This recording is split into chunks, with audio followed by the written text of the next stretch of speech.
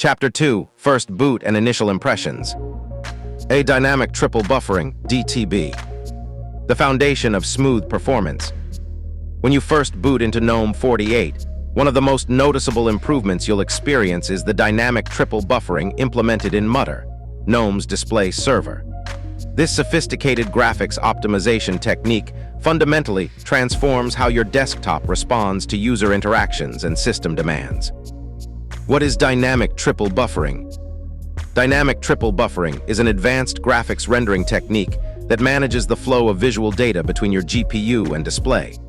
Unlike traditional double buffering, which can cause screen tearing or input lag, triple buffering adds an additional frame buffer, creating a more efficient pipeline for rendering graphics.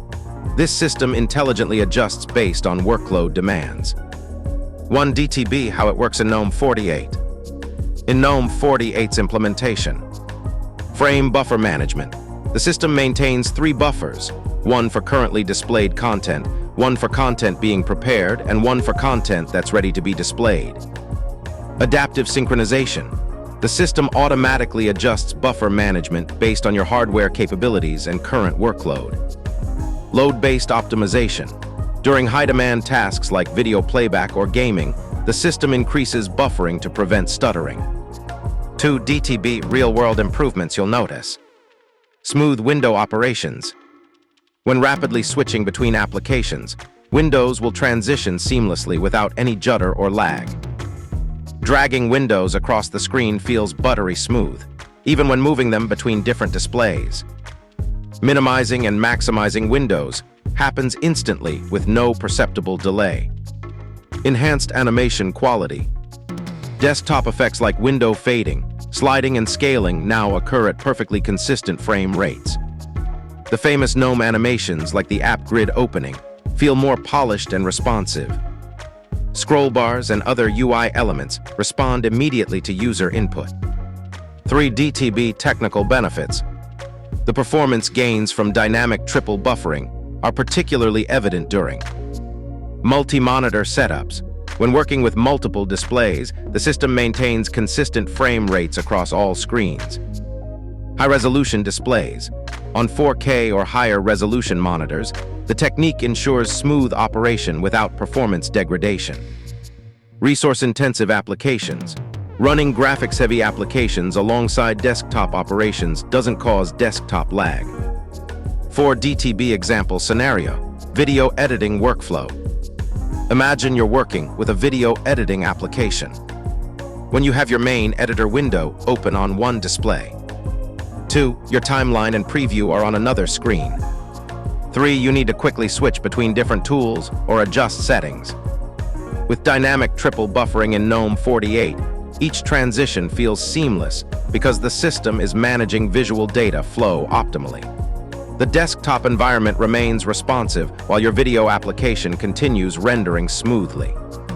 5 DTB performance metrics. While you won't see specific numbers in the UI, the impact is measurable. Frame rate consistency. Maintain 60 FPS or higher during typical desktop operations. Input latency reduction. Reduces the delay between mouse clicks and visual response. GPU utilization optimization. More efficient use of graphics processing power. 6 DTB system requirements. To fully benefit from dynamic triple buffering. Modern GPU with support for advanced graphics features. NVIDIA, AMD, or Intel integrated graphics.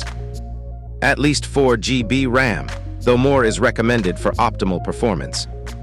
Sufficient CPU power to handle the additional graphics management overhead. 7 DTB user experience impact. The improvement is subtle but profound. Reduced eye strain. Smoother transitions mean less visual fatigue during extended desktop sessions. Enhanced productivity. Faster response times to user inputs lead to more efficient workflows. Better multitasking. Switching between multiple applications feels more fluid and natural. 8 DTB verification process. To experience this improvement firsthand. 1 First boot experience. Pay attention to how smoothly windows move, resize, and transition. 2 Task switching. Try rapidly switching between different applications using Alt+Tab or the application overview. 3. Drag operations. Move windows across different workspaces or monitors and observe the smoothness. 4. Animation testing. Open the activities overview and navigate through applications to feel the fluidity. 9. DTB comparison with previous versions. This improvement represents a significant step forward from Gnome 4647. Gnome 46, basic double buffering with noticeable lag during rapid operations. Gnome 47, improved but still showed occasional stuttering under heavy load. Gnome 48, dynamic triple buffering provides consistent, high-performance experience across all scenarios. 10. DTB advanced considerations. For users with specific hardware configurations, Intel graphics may see the most dramatic improvements due to hardware optimization. NVIDIA AMD benefits are substantial but may require updated drivers for full optimization. Low-end systems, while still beneficial, the improvement might be less noticeable due to hardware limitations. 11. DTB customization options. Gnome 48 also provides some control over graphics behavior. Check current graphics settings. G settings get org Gnome Mutter backend. Adjust frame rate settings, if available. G settings set org Gnome Mutter VSync mode, adaptive. This foundational improvement sets the tone for the entire Gnome 48 experience, creating a responsive and fluid desktop environment that makes even routine tasks feel more efficient and enjoyable. The dynamic triple buffering works behind the scenes to ensure that your desktop remains smooth regardless of what you're doing, making it one of the most impactful under-the-hood improvements in the release. 12. DTB questions. 1. What is dynamic triple buffering, and how does it improve Gnome 48's performance?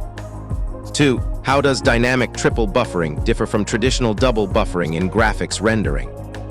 3. What specific user experience improvements can you expect from dynamic triple buffering during daily desktop use?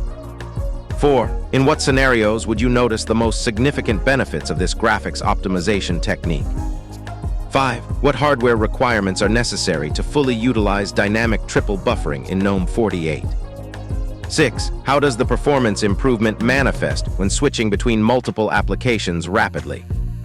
7. What types of tasks or workflows benefit most from Gnome 48's enhanced graphics management? 8. How does dynamic triple buffering affect multi-monitor setups compared to single display configurations? 9. What are the measurable performance gains users can expect from this feature in terms of frame rates and input latency? 10. How does Gnome 48's implementation of dynamic triple buffering compare to previous versions in terms of user experience improvements?